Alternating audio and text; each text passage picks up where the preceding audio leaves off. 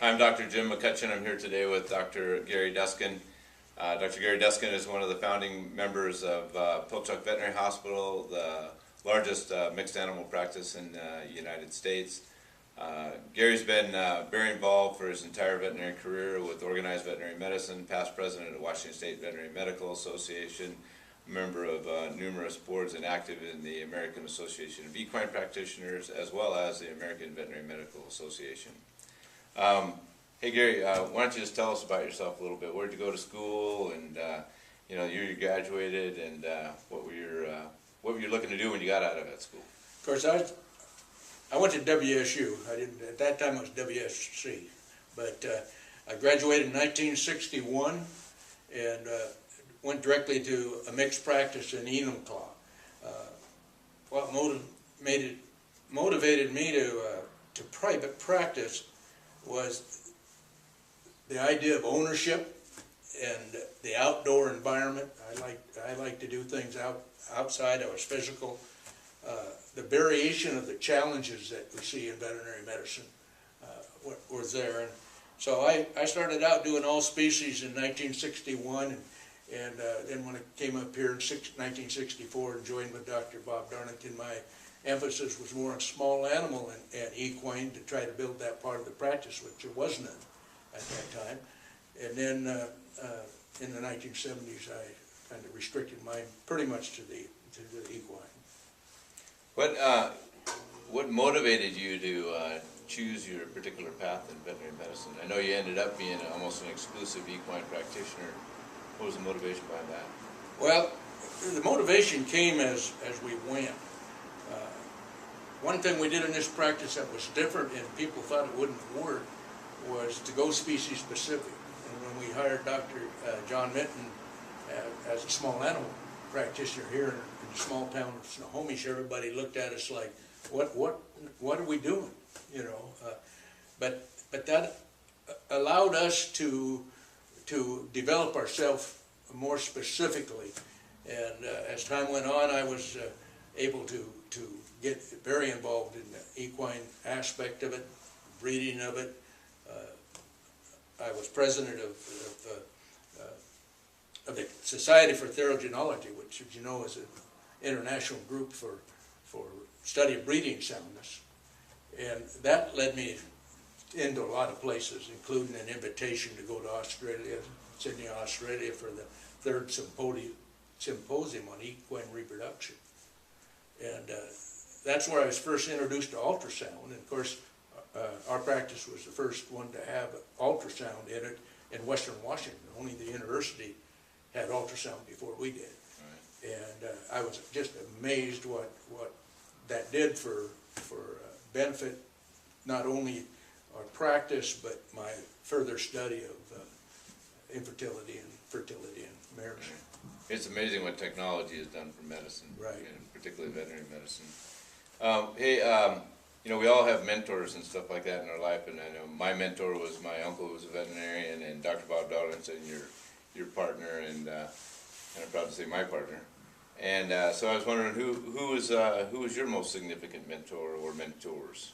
Well, first off, it was Dr. Harold Warsinski from Stanwood, Washington, and he touched my life several times.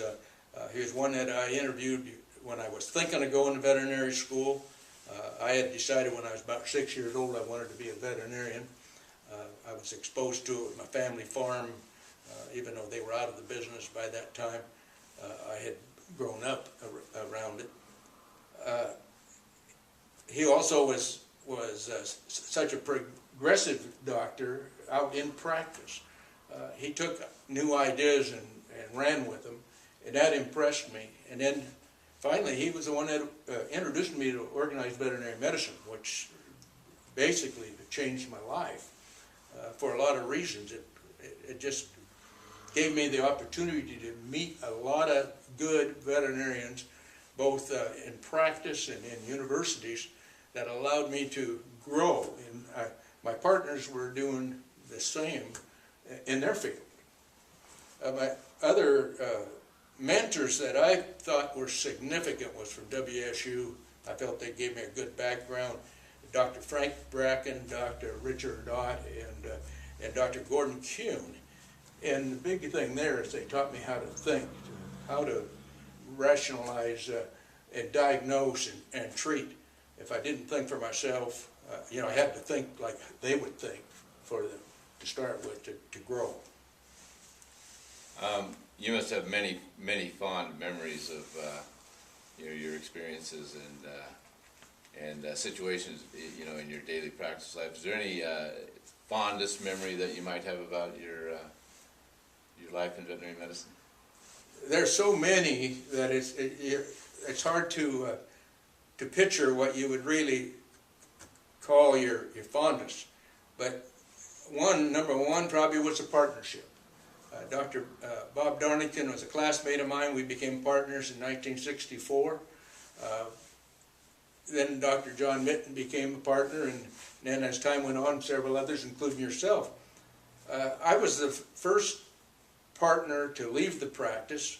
I just think of the years that we had partnerships at work. Bob Darnington and I were partners for 31 years. And John Mitten and I and Bob were together for 28 years. And then, of course, each one added, as they came, would add to it. There's not many partnerships in any business, let alone veterinary medicine, that has existed as long as we did.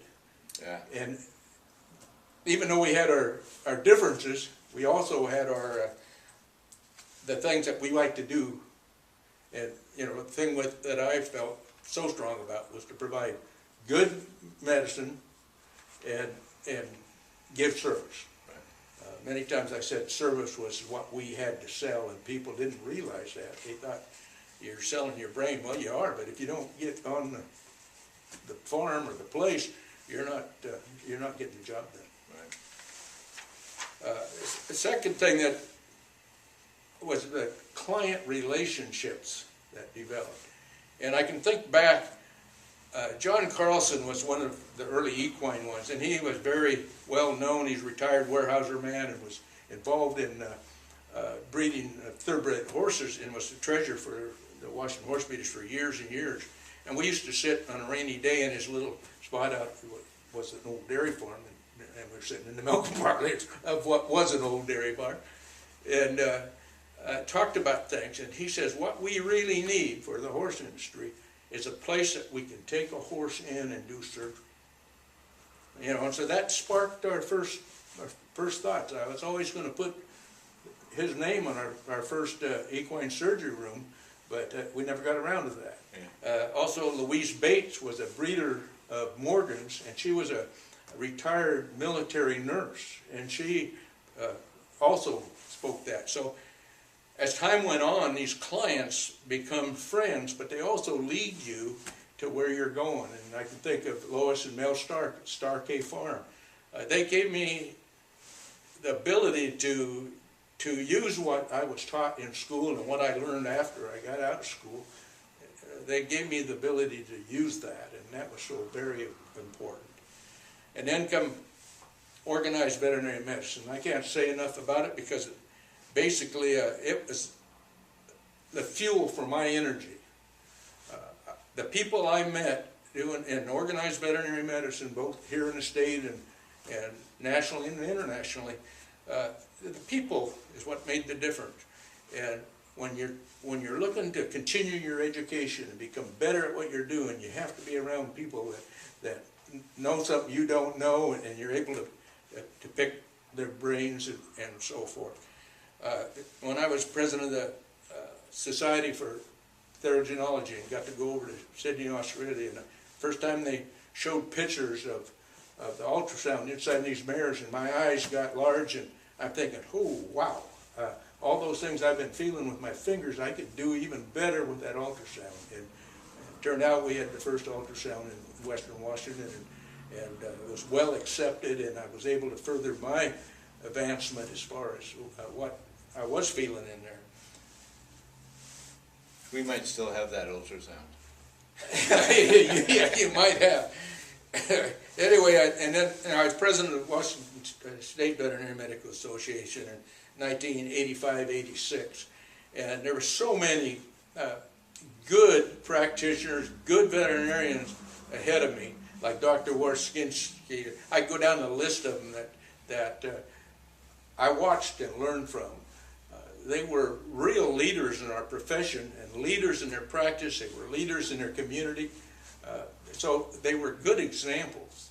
And I think during that period of time, it became very important for my development. And I saw the same thing in my partners when they went out to meetings and came back with their knowledge. And then with the AVMA, I was involved with them for many years. I was a delegate from the WSVMA for 12 years, from 1987 to 95. I was in the House Advisory Committee meeting, but the biggest reason I got involved with them originally was to help Dr. Everett Maycumber become president of the AVMA. He'd asked me, and I turned him down once or twice, and once I said yes, we had to get him elected, and we did. But in the process of that, I met more people in our profession, more veterinarians, got to know them, and it helped growth of myself, and I felt I brought it back to the practice. And then probably the last thing was I delivered so many foals every year. I think back on that, and of course that's always a bright spot, is especially if you've had challenging mares and you get them in foal, and then you got to wait all that time to deliver them. But delivering any foal, and that's what I probably missed more than anything since I sold my own farm and got out of it, was the birth of the foal. And that was the proof of the pudding, so to speak. And it was a challenge, and I loved it, and it helped me grow. And so I think that's what kept my interest. Hey, what do you feel would have been your biggest contribution